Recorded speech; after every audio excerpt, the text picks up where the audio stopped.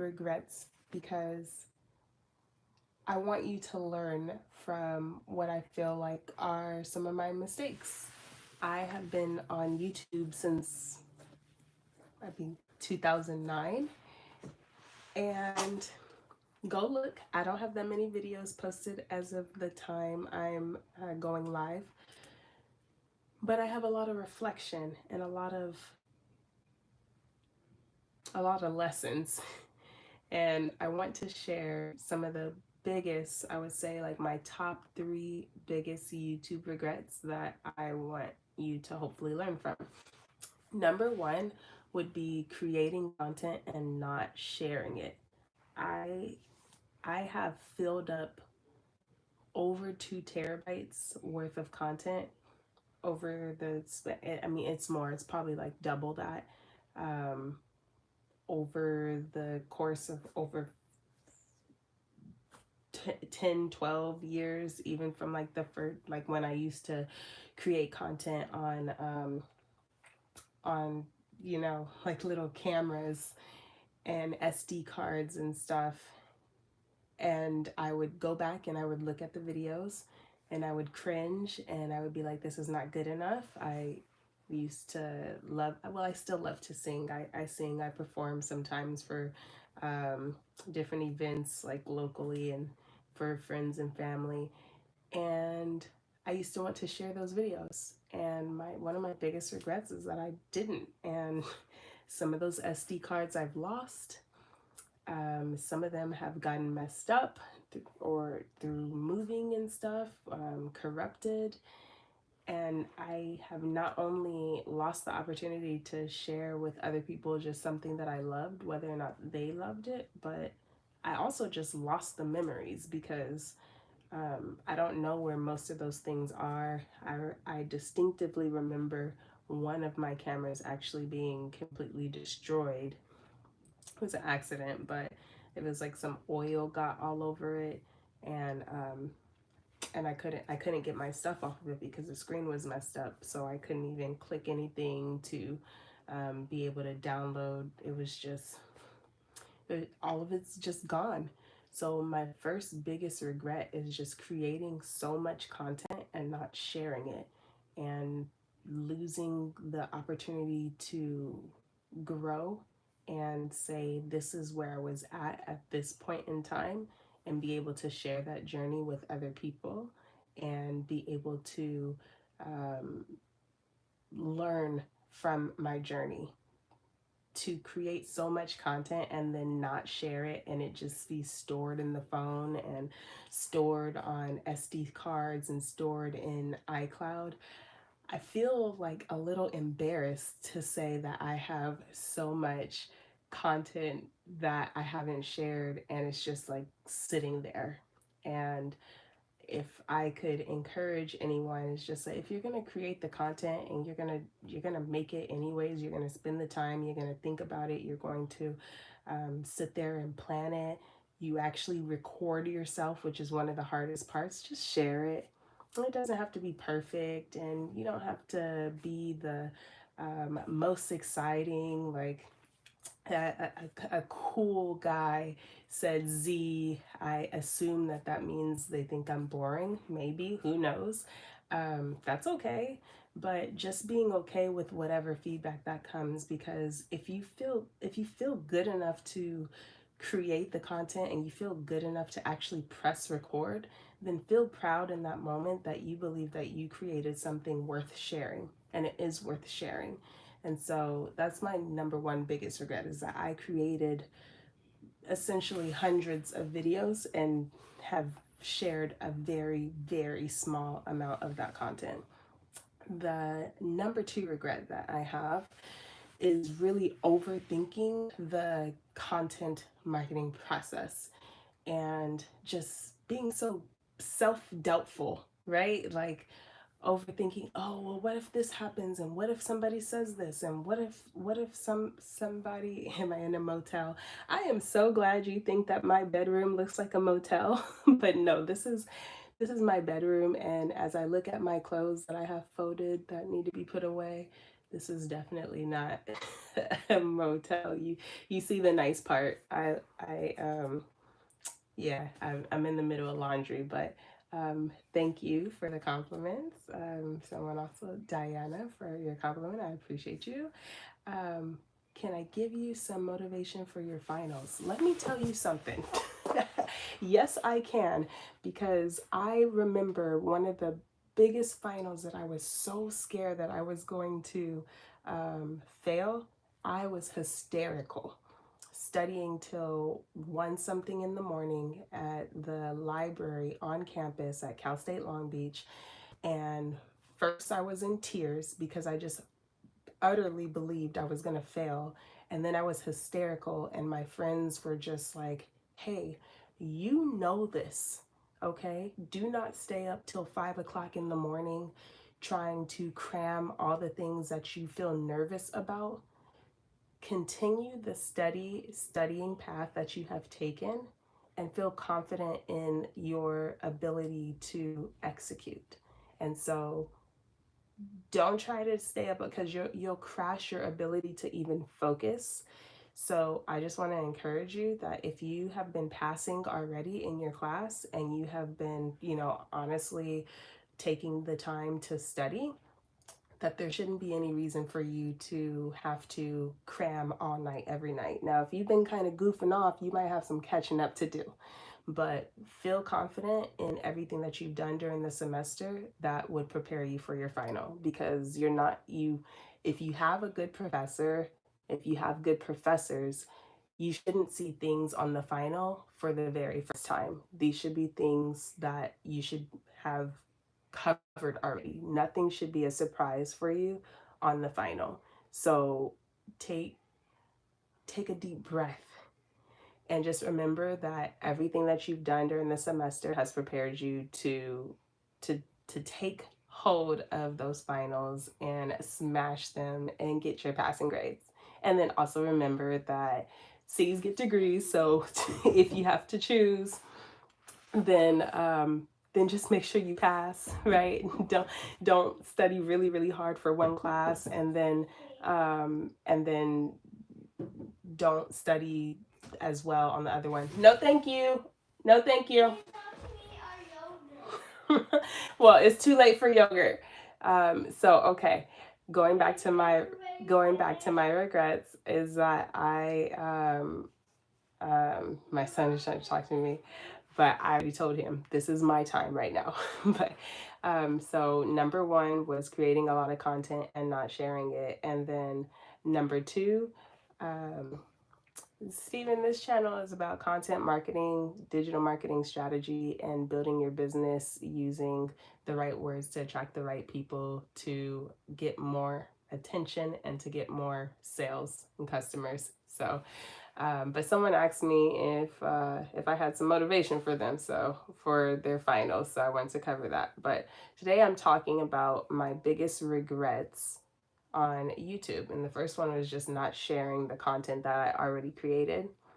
And the number two is overthinking the content creation process, trying essentially to make up stories and about the outcomes of my success or failures ahead of time, and essentially talking myself out of the content marketing process or the endeavor or the journey in order to reach my goals. Essentially self-sabotaging. Number two is overthinking, and the overthinking creates self-sabotage.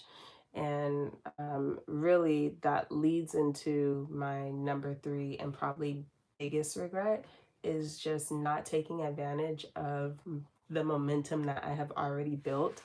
There have been tons of times, like I have the videos private so you can't see, but I have some old videos that had like over 3,000 views, over 1,000 views, some that were smaller, couple hundred views, over 500 views, and these were just like random. But instead of allowing myself to learn from those and say, well, I'm not getting tens of thousands of views, like 3,000 some different people looked at one video of mine. And if I can't even fit 3,000 people in my house. I can't fit 500 people in my house. Yet I had 3,500 or so people watch one video, and over 500 people watch another video, over 1,000 people watch another video, and I just stopped the momentum. Like that wasn't good enough. Like it was just like this measure stick that I've reached a certain amount, never imagined reaching that amount. And then when I got there, I still felt like it wasn't good enough and not worth continuing the pursuit. So again, with that self-sabotage, but I was stopping my momentum. And if I'm being quite honest, I did that recently as well. I I did that like a couple of months ago.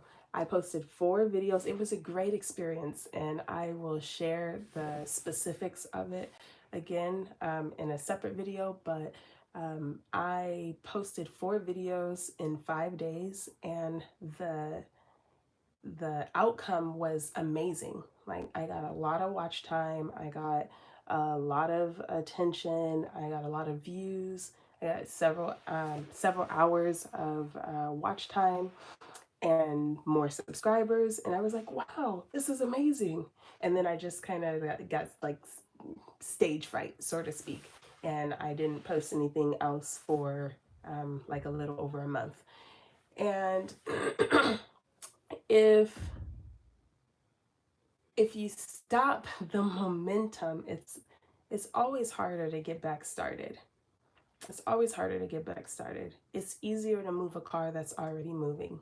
So if you're already creating content, it's easier to continue to keep on creating content if you just keep on doing it. When you stop and take breaks, especially long and unplanned breaks, and the breaks are really not breaks, they are more so busybody breaks where you're filling your time with other things that you're acting like are important, but really they are just excuses for you not to do the content creation.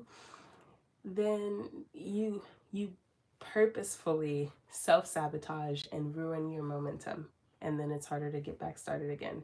And so, and then on the other side, you regret it because a year from now and you're a couple of hours away from monetization, and you lose some of the big hours you had because you didn't keep your momentum going.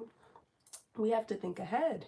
We have to think that we are going to get monetized, that we are going to get attention, that we are going to get people interested in our business, to want to become customers, clients, to want to become part of a community for personal brands, for product-based businesses, service-based businesses, all of it.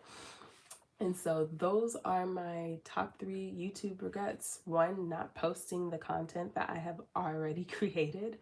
2, overthinking the content marketing process and creating stories of failure that didn't even happen, and just thinking about all the worst case scenarios and making myself stop my progress from scaring myself out of moving forward.